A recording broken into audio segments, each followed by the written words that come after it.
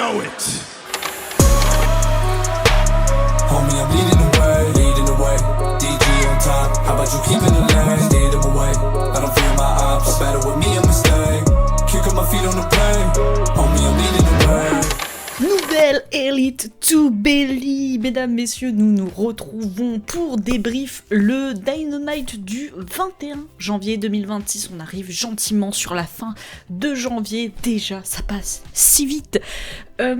Alors, cet épisode commence non pas avec un match, mais avec un certain Maxwell Jacob Friedman qui est venu sur le ring, notamment pour parler de sa victoire sur Bandido de la semaine dernière. Et MJF qui nous dit qu'il est le meilleur catcheur du monde. Bon, discours qu'on a déjà entendu 1000 fois. Et la preuve de ça, c'est que il a une ceinture, voilà, il est champion mondial AEW, c'en est la preuve de son talent, voilà. Le titre, il est fait avec du vrai or et des vrais diamants, ça coûte plus cher que tout ce qu'on a tous sur notre compte en banque, bref, MJF blablate, et finit par dire que Bandido, finalement, ce n'est que le premier d'une longue liste de perdants qui va arriver en 2026 et qui vont réaliser que, et ils ne sont pas au niveau face à MJF. Et du coup là-dessus, qui débarque? Monsieur Brody King, le pote de Bandido. Brody King arrive sur le ring et il dit que ok MJF, j'ai longtemps réfléchi à comment je pourrais bien te fracasser, bien te faire mal, bien te détruire la tronche, mais je vais pas le faire. Voilà, je vais pas le faire parce que si je le fais, je devrais renoncer à quelque chose que je veux, et ce que je veux, c'est un match pour le titre. Alors ça fait bien rire MJF, puisqu'il lui dit clairement, et je vais vous le dire cash, mais il a raison, il lui dit, non mais frérot, jusqu'à présent, à part battre des jobbers, t'as rien fait, donc si tu veux m'affronter, va falloir que tu battes des gens un peu plus sérieux. Et c'est vrai, en fait, c'est complètement vrai, parce que Brody King, là, ça fait 2 squash matchs qui nous enchaînent, soit sur un catcheur local, soit sur le traducteur de MJF, donc bon, niveau accomplissement de soi, c'est pas non plus la panacée, donc je suis d'accord avec MJF a totalement raison là-dessus, et du coup, après ça, MJF, il dit un truc du genre, et si tu recommences à m'interrompre, et il finit pas vraiment sa phrase, parce que, Brody King, c'est une masse, c'est un mec imposant, donc MJF, il commence un peu à bégayer, puis il fait « Oh, et puis de toute façon, j'ai des trucs à faire », et puis il se casse. Donc voilà comment se termine le segment. Brody King va devoir travailler un petit peu, voilà, il va devoir grind un petit peu s'il veut pouvoir affronter MJF pour le titre. On n'est pas tout de suite parti pour un match, non, pas encore, puisqu'on est en coulisses avec René Paquette, qui est avec Jet Speed et Adam Page, qui sont les nouveaux champions trio, voilà, et qui cherchent un peu un nom d'équipe, ils trouvent pas, et puis du coup, Adam Page nous annonce qu'il aura un match contre Shibata à Collision, on verra samedi, et que Bayley et Knight, eux, vont tout donner ce soir, puisque on rappelle qu'ils affrontent respectivement Samoa Joe et Swerve Strickland. Donc, bon courage à eux et on va voir ce que ça va donner. Et du coup, on a parlé de Mike Bailey, justement, monsieur fait l'opener face à Samoa Joe, et c'est des matchs que je trouve très intéressants parce que je savais pas trop comment ils allaient le faire finir ce match, étant donné que Mike Bailey, il est quand même champion de trio, il a battu récemment The Ops, le week-end dernier, quoi. Samoa Joe, on parle quand même d'un ancien champion mondial, un ancien champion trio. Je trouvais que c'était délicat de faire perdre l'un ou l'autre, donc la solution, quand on ne sait pas trop quoi faire, c'est des interventions. Voilà, au milieu du match, t'as Shibata et Hook, évidemment, qui rejoignent le ringside et qui vont intervenir tout le long du match. On a même une grosse séquence avec Shibata qui enchaîne Mike Bailey, vraiment, t'as l'impression qu'il y a un second match qui se passe dans le dos de l'arbitre, c'est n'importe quoi. Et, ça finit par avoir raison de notre cher Mike Bailey, puisque Mike Bailey, à un moment, monte sur le coin pour terminer et sauter sur Samoa Joe. Mais les deux loustiques, ils l'empêchent, voilà, ils le gênent, ils le gênent. Du coup, Samoa Joe va pour choper Bailey, il l'éclate et 1, 2, 3, c'est la victoire de l'ancien champion mondial d'AEW. voilà, on prend pas trop de risques sur cette victoire ou sur cette défaite, dirons-nous. Voilà, on la justifie, il y avait plein d'interventions. En tout cas, Mike Bailey était bien seul, hein, ses potes, personne n'est venu l'aider. Hein. On a tout de suite enchaîné avec un street fight match entre les Death Riders, plus précisément Jon Moxley, Wheeler Yuta et Daniel Garcia, contre la Don Callis Family, plus précisément Hechicero, Lance Archer, Rocky Romero. Alors, moi j'attendais déjà un affrontement Death Riders, Don Callis Family. Bon, la Don Callis Family, le casting, je suis mi-figue, mi-raisin, ça dépend. Hein, ça dépend qui ils ramènent sur le ring. Bon, j'ai pas envie de dire qu'on n'a pas eu le gratin, la crème de la Don Callis Family, mais on n'a pas eu la crème de la crème, donc j'espère qu'il y aura plus tard, à l'avenir, encore un affrontement entre Death Riders, Don Callis Family, parce que je trouve que, bon là on est à 10% de ce qui est possible. En tout cas, c'était un street fight match, et puis je tiens à noter quand même, j'ai envoyé valser mon micro, tout va bien. Je tiens à noter quand même que Lance Archer, il a été particulièrement dominant dans le match. En même temps, Lance Archer, tu vois son gabarit et tout, il explose tout le monde. Il y a un moment, je sais plus qui exactement des Death Riders, peut-être Wheeler Yuta, il explose à l'extérieur sur la table du Timekeeper. Plus tard, il balance Jon Moxley à travers une autre table dans le ring. Bref, Lance Archer fait une grosse performance. Mais la différence entre la Don Callis Family et les Death Riders, c'est que, bon, dans Don Callis Family, il y a beau avoir le mot family, bah ça se ressent pas trop, contrairement aux Death Riders, puisque Pac et Clodo Castagnoli vont venir aider le clan. Voilà, t'as Pac notamment qui vient, qui donne des coups de béquille, parce que maintenant qu'il a un problème au pied, bah, il a une béquille, le pauvre. Et du coup, à la fin, j'ai beaucoup aimé la fin, c'était très... c'était vraiment, on achève le mec. T'as Daniel Garcia qui chope Romero en prise de soumission. Romero ne lâche pas, il résiste. Du coup, t'as Moxley qui arrive, qui lui stompe la tête pour histoire de l'achever. Et du coup, Romero obligé d'abandonner après ça, puisqu'il est toujours coincé dans la soumission de Daniel Garcia qui amplifie le truc en se mettant en arrière, etc., en s'allongeant. Donc... j'ai bien aimé ce move final, c'est vraiment genre l'animal blessé qu'on abat quoi pour lui épargner des souffrances. Enfin, c'était vraiment c'était assez bien. Voilà, en tout cas, petit segment de fin avant de conclure, on a quand même un Jon Moxley qui va voir Don Callis qui était à la table des commentateurs tout le long du match et qui dit grosso modo que ouais, ce qu'il a c'est pas vraiment une vraie famille. Voilà, il lui fait un petit commentaire comme ça, puis il se casse après avoir pris la victoire. On retourne aux coulisses avec Triangle of Madness, hein, qui... Voilà, avec Triangle of Madness, il y a peu...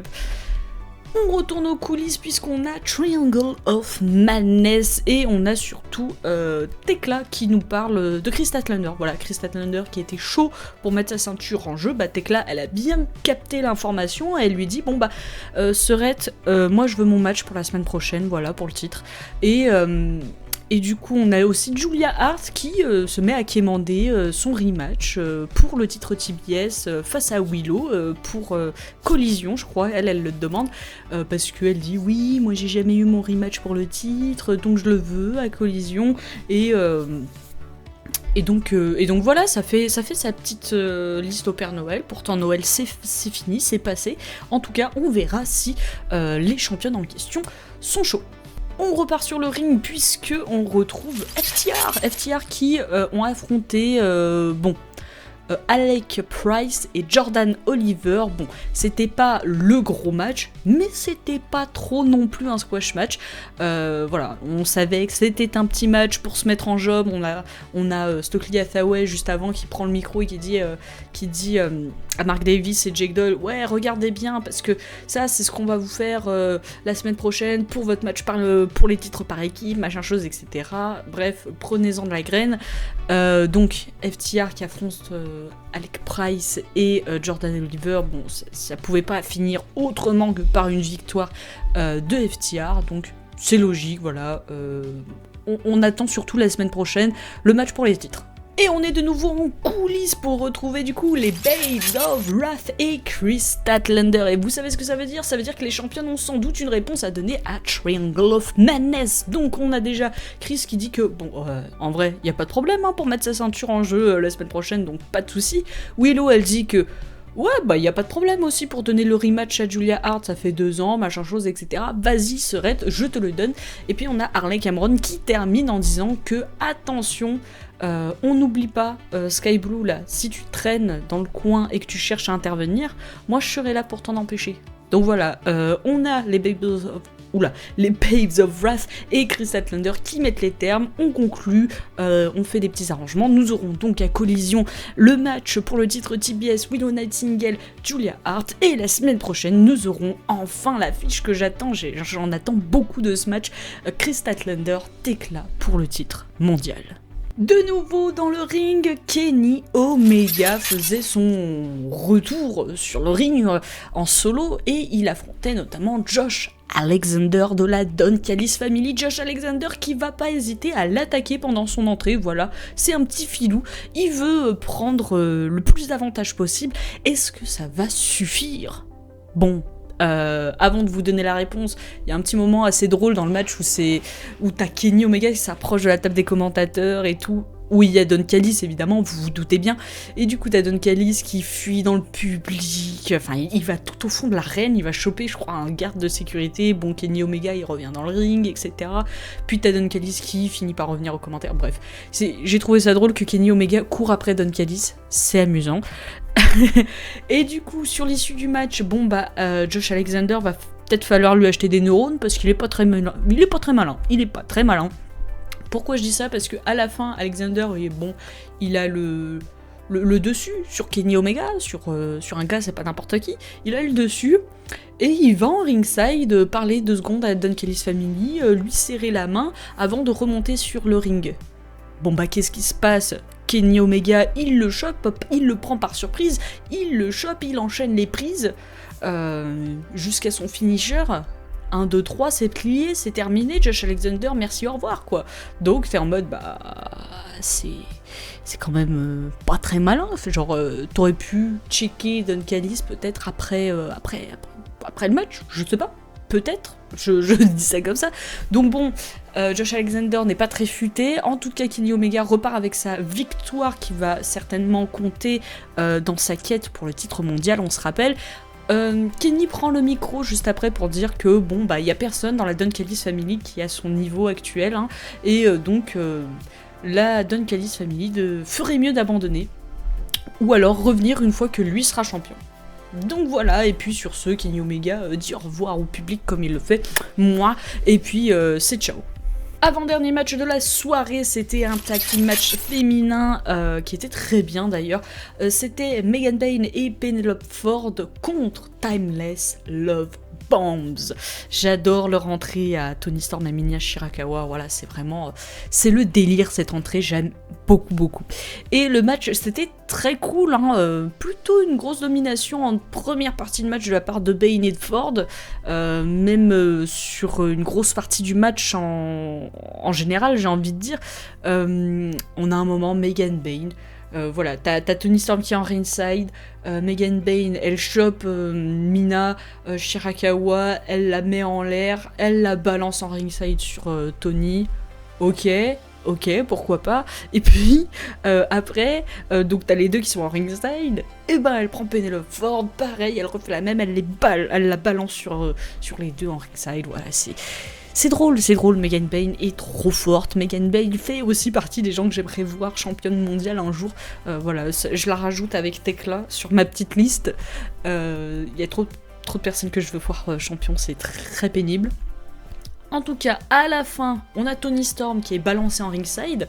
Donc Mina, elle se fait terminer par Penelope Ford et Megan Bayne.